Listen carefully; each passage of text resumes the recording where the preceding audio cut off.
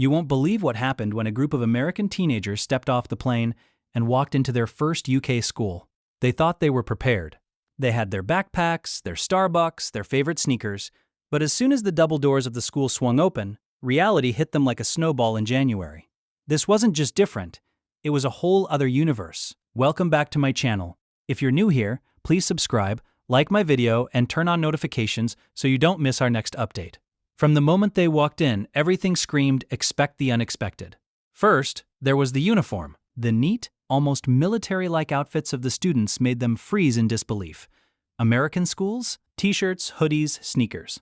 UK schools? Blazers, ties, polished shoes. One teen, Jake, whispered to his friend, "Wait, do we have to wear that?" as he eyed the perfectly pressed blue blazers and knee-high socks. The other kids didn't even blink. They just marched by like this was the most normal thing in the world. Jake looked down at his ripped jeans and hoodie and immediately regretted every life choice that led him here. Then came the first bell. And not just any bell. This was sharp, piercing, and unlike anything they'd heard back home. It wasn't just signaling the start of class. No, it felt like a starting gun at a race, one that these teens hadn't signed up for. They rushed to class, trying to decode a school layout that looked more like a labyrinth than a learning environment. Which way is history? Why is there a separate entrance just for the staff? Are these hallways smaller than usual? Questions flew through their minds faster than they could find the door. And the teachers, the teachers. These weren't your friendly high school teachers who smiled when you tripped over your own backpack. These teachers had presence. Miss Thompson, the history teacher, didn't just say good morning. She surveyed the room with a gaze that could probably detect lies, excuses, and missing homework from 3 rows away. One teen, Mia, accidentally called her Miss instead of Ms. and froze as the whole class turned to her. She thought she'd been transported into a live episode of a reality show. Her friend whispered, "Don't do it again," as if saying anything wrong could literally get you expelled. Then there were the accents. Every word sounded different. Even the simplest greetings made them pause and ask, "Wait, did she just say fag? No, that can't mean what I think it means." The slang alone could have been a full semester course. Lou? Tuck shop? Cheeky Nando's? They didn't know whether to laugh, ask questions, or just pretend they understood. The confusion was real and hilarious. Lunchtime was a cultural minefield. They had visions of pizza slices, chicken nuggets, and vending machines. What they were greeted with was a cafeteria that looked more like a medieval canteen. There were trays, there were queues, and there were rules about where to sit. Jake tried to grab a packet of crisps, only to be gently corrected, "You have to ask before taking those, love." Mia looked at the meal choices. She had expected burgers, fries, maybe a soda, and instead got shepherd's pie and peas. They tried it, grimacing at first, but slowly discovering that some of this weird British food wasn't half bad.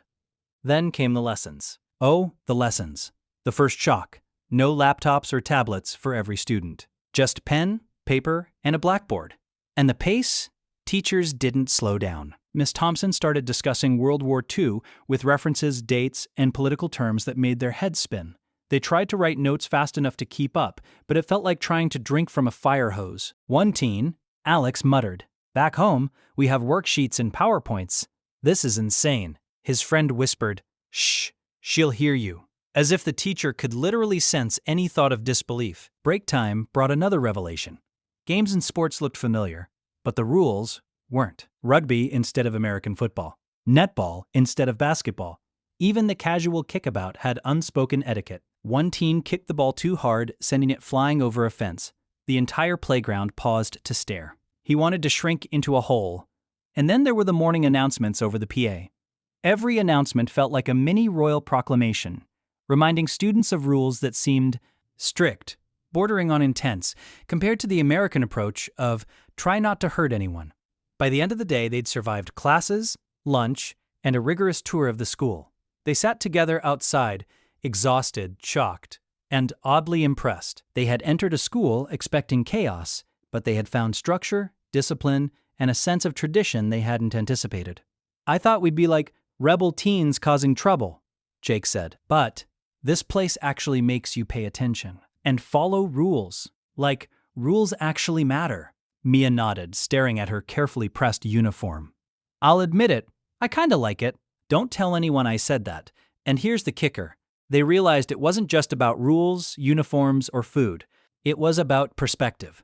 They learned that schools can be completely different worlds, that culture shock isn't just funny moments, it's a lesson in adaptability. By the time they left, they weren't just American teenagers, they were students who had glimpsed a completely new way of learning, behaving, and surviving, in style, with blazers. So, would they go back? Absolutely. Could they survive another day? Probably, but they would never forget the first day they walked into a UK school, thinking they were prepared, only to discover that preparation had nothing to do with it. It was a world that demanded respect, quick thinking, and the ability to laugh at yourself. And honestly, that's probably the best lesson any school could ever teach. Now here's the real question for you watching this. If you were dropped into a school halfway across the world, would you survive the first day? Or would you be hiding behind the lockers, whispering to your friends like these American teens? Let me know in the comments, because trust me, you're not imagining how wild this could get. Just when they thought they had survived the first day, the real UK school experience began. Part 2 kicks off with exams. And not the kind they were used to back in the States. No multiple choice, no bubble sheets. Here, it was essays, timed responses, and something called controlled assessment. Alex peeked at his neighbor's paper and whispered, "Are we graded on handwriting?" His friend laughed nervously. "Apparently yes. And spelling, British spelling." Suddenly, color didn't seem like a big deal, but color? Now that mattered. Then came a whirlwind of quirky traditions they had never even heard of. One class started clapping in a very specific rhythm to celebrate birthdays. Another teacher had a silent start rule. Students had to line up in absolute silence before class began. One teen tried to crack a joke, only to get an awkward stare from the entire room. Mia muttered under her breath, "It's like Hogwarts but with less magic and more paperwork." Lunch brought more surprises. They discovered the Tuck Shop, a mini snack bar with items they had no idea existed. "Pickled onions?" Jake asked, holding a jar like it was radioactive. "We don't even eat onions in sandwiches back home." But by the end of the week, they were sneaking crisps and chocolate bars like pros, learning the ins and outs of British snack culture. Social dynamics were next. Cliques, groups, and friendships formed quickly, but differently. Kids didn't just shout across the hallway. There were inside jokes, teasing, and subtle ways of testing newcomers. One American teen accidentally interrupted a conversation and immediately felt the weight of polite correction. By day 3, they had learned the art of nodding, smiling, and knowing when to stay quiet. Skills they hadn't realized were part of survival.